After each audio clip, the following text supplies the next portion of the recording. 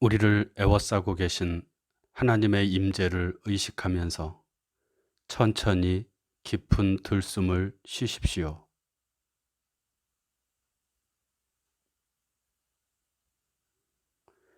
이제 우리 안에 내주하시는 하나님께서 나를 통해 숨을 쉬시도록 천천히 날숨을 내쉬십시오.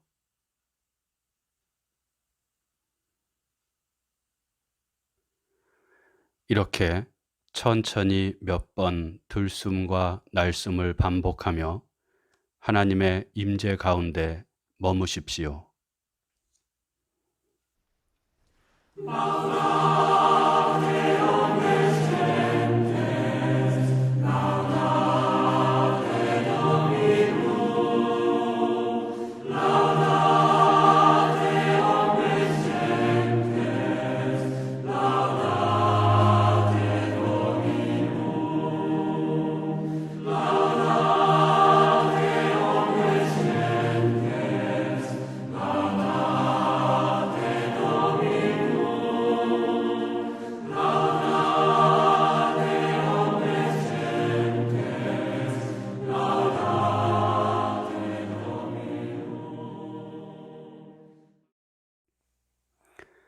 오늘 우리에게 주시는 하나님 말씀은 창세기 28장 10절에서 19절 말씀입니다. 야곱이 브엘세바에서 떠나 하란으로 향하여 가더니 한 곳에 이르러는 해가 진지라. 거기서 유숙하려고 그곳에 한 돌을 가져다가 베개로 삼고 거기 누워 자더니 꿈에 본즉 사닥다리가 땅 위에 서 있는데 그 꼭대기가 하늘에 닿았고 또 본즉 하나님의 사자들이 그 위에서 오르락 내리락하고 또 본즉 여호와께서 그 위에 서서 이르시되 나는 여호와니 너의 조부 아브라함의 하나님이요 이삭의 하나님이라.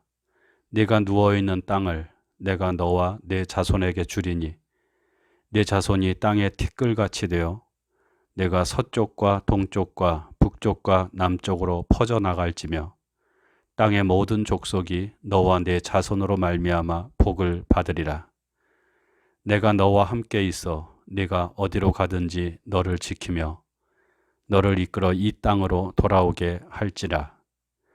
내가 네게 허락한 것을 다 이루기까지 너를 떠나지 아니하리라 하신지라. 야곱이 잠이 깨어 이르되 여호와께서 과연 여기 계시거늘 내가 알지 못하였도다. 이에 두려워하여 이르되 두렵도다 이곳이여. 이것은 다름 아닌 하나님의 집이요 이는 하늘의 문이로다 하고 야곱이 아침에 일찍이 일어나 베개로 삼았던 돌을 가져다가 기둥으로 세우고 그 위에 기름을 붓고 그곳 이름을 베델이라 하였더라. 이 성의 옛 이름은 루스더라. 오늘 말씀은 이스라엘의 3대 조상 중 하나인 야곱에 관한 말씀입니다. 야곱이라는 이름은 그가 태어날 때 쌍둥이형 에서의 발꿈치를 잡고 나왔다고 해서 붙여진 이름입니다. 어머니 뱃속에서부터 자신이 형이 되고자 하는, 첫째가 되고자 하는 강렬한 욕망을 가지고 태어난 자이고 자신의 성공을 위해서는 물불을 가리지 않는 사람이 바로 야곱입니다. 그래서 야곱의 다른 이름은 속이는 자 혹은 간사한 자입니다. 이러한 야곱의 성품이 잘 나타난 사건은 그가 어린 시절에 사냥을 나갔다가 돌아온 배고픈 형 에서에게 팥죽 한 그릇으로 장자가 받을 축복을 가르친 사건일 것입니다. 형에게서 이제부터는 내가 형이다 는 말을 들은 야곱은 그 길로 눈이 어두워, 늙어서 눈이 어두워 잘 보이지 않는 아버지 이삭에게 자신이 큰아들 에서라고 속여서 형이 받아야 할 축복을 빼앗습니다. 요즘 말로 하면 형이 받아야 할 유산을 중간에 가로챈 것입니다. 그야말로 야곱은 자기의 성공을 위해 물불을 안 가리는 그런 사람입니다. 그런데 이 일로 인해서 야곱은 큰 공경에 처하게 됩니다. 바로 형 에서가 이 모든 음모를 알게 되었고, 그래서 야곱에게 보복을 하려고 했기 때문입니다. 해서 야곱은 어머니 리브가의 조언에 따라 외삼촌 라반의 집으로 잠시 피해 있기로 하고 하란 땅을 향해 기약 없는 여정을 시작하게 됩니다. 좀 더 잘 살아보려고, 살려고 한 일이 오히려 망하는 일이 되었고 자신을 죽음으로 이끄는 일이 된 것입니다. 당시 사회에서 고향을 떠난다는 것은 누구에게도 보호받지 못하는 삶이 되는 것이고, 이는 죽음을 각오해야 하는 일이었기 때문입니다. 고향을 떠나, 아버지의 집을 떠나 기약 없는 도망자 신세가 된 야곱의 심정은 어떠했을까요? 앞으로 살아갈 일이 막막하게 느껴졌을 것입니다. 외삼촌 라반의 집으로 가는데 과연 외삼촌은 조카인 자신을 잘 받아줄까? 난생 처음 타지에 나가 살게 되는데 특별한 재주도 없는 내가 잘 살아낼 수 있을까? 앞날에 대한 두려움에 그의 마음은 녹아내렸을 것입니다. 그리고 야곱은 내가 왜 그랬을까 하는 후회가 그 마음속에서 몰려왔을 것입니다. 누구를 원망할 것도 없이 자신이 벌인 일이고 이제 그 죄로 인해 심판을 받는다고 생각되었을 때 그의 마음은 절망의 나락으로 떨어졌을 것입니다. 이러한 후회, 절망, 걱정, 두려움의 마음을 안고 야곱은 광야 한 곳에 이르러 돌베개를 하고 노숙을 하게 됩니다. 그런데 그 절망과 두려움의 자리에서 그는 놀라운 체험을 하게 되죠. 곧 꿈에 하늘에 닿은 사다리가 보였고 그 사다리 위로 하나님의 사자들이 오르락 내리락 하는 것을 본 것입니다. 그리고 바로 그 자리에서 조상들의 하나님을 만나서 놀라운 축복을 약속받게 된 것입니다.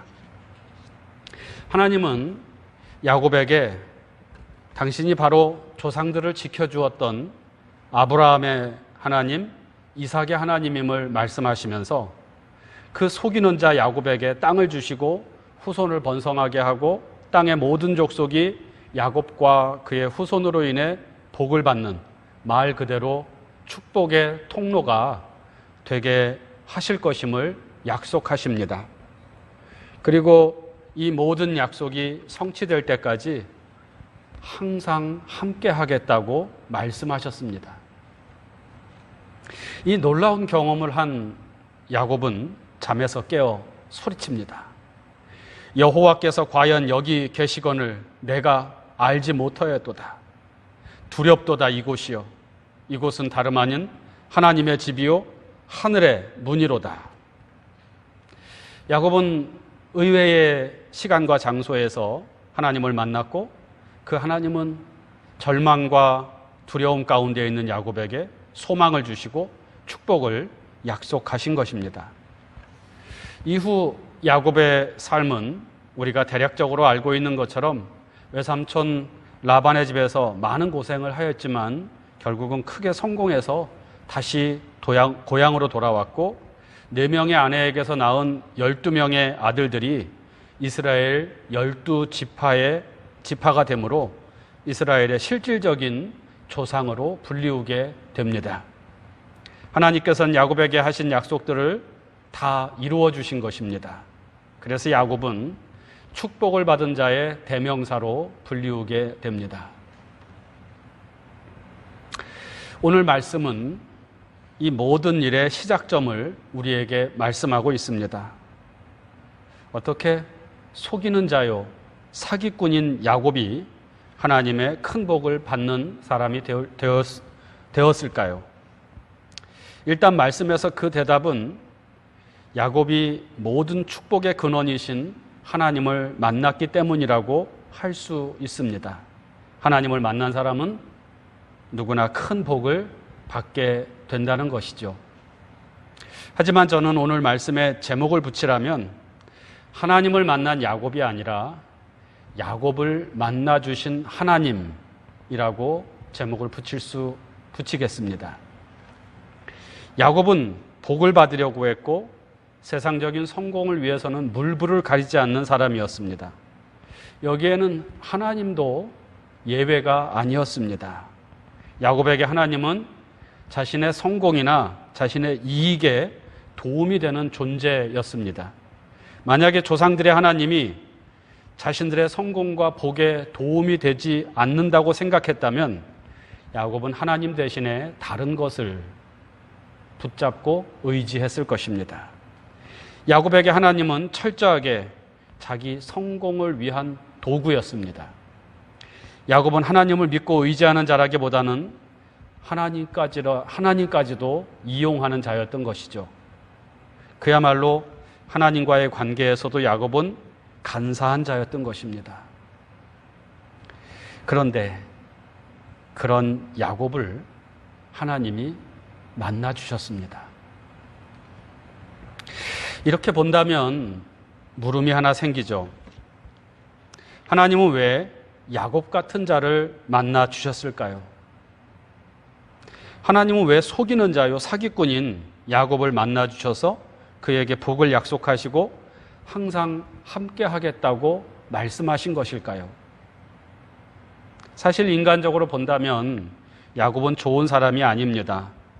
의인과 악인 중에 하나만 택하라고 한다면 야곱은 의인이라기보다는 악인에 가까운 사람입니다. 그의 성품, 그의 삶, 그의 계획이 다 그렇습니다. 하지만 하나님은 그를 만나주십니다. 사실 야곱은 이스라엘 전체를 상징하고 있는 인물입니다. 더 나아가 오늘 우리를 포함한 모든 인간을 상징하는 인물입니다. 야곱은 자신의 욕망을 이루기 위해 하나님조차 이용하려는 우리 모두의 자화상인 것이죠. 간사하고 속이는 자, 더 많은 것을 가지려고 하고 더 높은 곳에 올라서고자 하는 이를 위해서라면 거룩함이라든지 하나님의 뜻과 같은 것들은 헌신짝처럼 내팽개칠 수 있는 것이 우리의 모습 아닙니까? 그래서 선지자 이사야는 이스라엘을 향하여 그리고 우리를 향하여 지렁이 같은 너 야곱아, 벌레 같은 야곱아 그렇게 말하기도 했습니다. 그런데 하나님은 그런 야곱을, 그런 이스라엘을, 그리고 그런 벌레 같은 우리를 찾아오시고 만나주십니다. 말씀을 통해 만나주시고 우리가 살아온 삶의 궤적 속에서 많은 사건들을 통해서 만나주십니다. 그리고 예수 그리스도를 통해서 우리를 만나주십니다. 예수 그리스도 사건이 갖는 의미는 하나님이 죄인인 우리를 찾아오셨다는 것입니다. 하나님은 그렇게 우리를 만나주십니다. 도대체 왜 간사하고 속이는 자 야곱을 만나주시고 왜 벌레만도 못한 우리를, 죄인인 우리를 하나님은 찾아오시고 만나주시는 것일까요? 하나님은 우리가 하나님의 뜻에 합당하게 살았기 때문에 우리를 찾아오신 것이 아닙니다. 우리가 의롭고 거룩하게 살았기 때문에 우리를 만나주시고 당신의 뜻을 계시하여 주신 것이 아닙니다. 우리는 하나님이 찾아오실 만한 사람들이 아닙니다. 그런데 왜 하나님은 야곱을 그리고 우리를 만나 주시는 것일까요? 그 대답은 하나님만이 아실 것입니다. 그것은 하나님의 자유에 속한 것입니다. 내가 은혜 베풀 자에게 은혜를 베푼다 하는 것이죠. 다만 우리가 성경을 통해 알 수 있는 것은 하나님의 은혜입니다. 하나님은 은혜를 베푸시는 분이기 때문에 그 은혜로 말미암아 우리를 만나 주신다는 것이죠. 은혜란 무엇입니까? 자격이 없는 자에게 주어진 선물, 그것이 은혜입니다. 하나님의 아들이신 예수께서는 바로 이 사실을 우리에게 아주 분명하게 말씀하여 주셨습니다. 예수께서 죄인과 세리들과 함께 식사를 하시자 자칭 의인이라고 주장하는 바리새인과 서기관들이 그 예수를 비난합니다. 그러자 예수께서 말씀하십니다. 건강한 자에게는 의사가 쓸데없고 병든 자에게라야 쓸데있느니라. 나는 의인을 부르러 온 것이 아니요 죄인을 부르러 왔노라. 예수께서는 이 땅에 오셔서 하나님이 어떤 분인가를 우리에게 보여주셨습니다. 예수께서 보여주신 하나님은 사람들이 의롭다고 인정하는 사람들이 거룩하고 반듯하다고 말하는 사람들이 아니라 사람들로부터 죄인이라고 멸시당하는 사람들, 나쁜 놈이라고 천대하는 사람들을 부르시는 하나님이시고 바로 그 죄인들을 사랑하시는 하나님이십니다. 사도 바울도 고린도전서에서 이렇게 말합니다. 형제들아, 너희를 부르심을 보라. 육체를 따라 지혜로운 자가 많지 아니하며 능한 자가 많지 아니하며 문벌 좋은 자가 많지 아니하도다. 그러나 하나님께서 세상의 미련한 것들을 택하사 지혜 있는 자를 부끄럽게 하려 하시고 세상의 약한 것들을 택하사 강한 것들을 부끄럽게 하려 하시며 하나님께서 세상의 천한 것들과 멸시받는 것들과 없는 것들을 택하사 있는 것들을 패하려 하심이라. 이는 아무 육체도 하나님 앞에서 자랑하지 못하게 하려 하심이라. 말하자면 아무 자격이 없는 자들을 부르시고 택하시고 자녀 삼아주시는 하나님이시라는 것이죠. 곧 은혜로우신 하나님이십니다. 우리는 야곱의 하나님, 야곱을 만나주신 하나님을 믿는 사람들입니다. 내가 하나님의 사랑을 받을 만한 일을 하였기 때문에 사랑을 받고 있는 것이 아니라 그럴 자격이 없음에도 불구하고 죄인을 사랑하시는 그 은혜로 우리를 만나주신 하나님을 믿고 의지하며 사는 사람들입니다. 이 사실을 언제나 잊지 않고 살아가는 성도들을 되시기를 바랍니다. 그래서 항상 바울처럼 나의 나됨은 다 하나님의 은혜입니다. 고백하며 살아가는 사람들이 되기를 바랍니다. 항상 겸손하고 나와 다르다는 이유로 내 기준에 합당하지 않다는 이유로 다른 사람을 정죄하지 말고 늘 사랑으로 서로 대하는 삶을 살아가시기를 바랍니다. 그리고 은혜 받은 야곱이 자리에서 일어나 돌단을 쌓은 것처럼 항상 기쁨으로 하나님을 섬기며 감사함으로 살아가는 그런 사람들이 되기를 바랍니다. 묵상합니다. 야곱의 하나님을 묵상합시다. 속이는 자요 간사한 사기꾼으로 불렸던 야곱을 하나님은 만나 주셨습니다. 그 옛날 야곱을 만나 주신 하나님은 오늘 나 같은 죄인을 불러주시고 하나님의 자녀로 삼아 주셨습니다. 야곱에게 나타나신 하나님은 바로 은혜의 하나님이십니다. 지금도 은혜로 우리와 함께 하시는 하나님을 묵상합시다. 하나님께서 은혜로 나와 함께 하심을 믿습니까? 은혜 받은 자답게 살고 계십니까? 묵상합니다.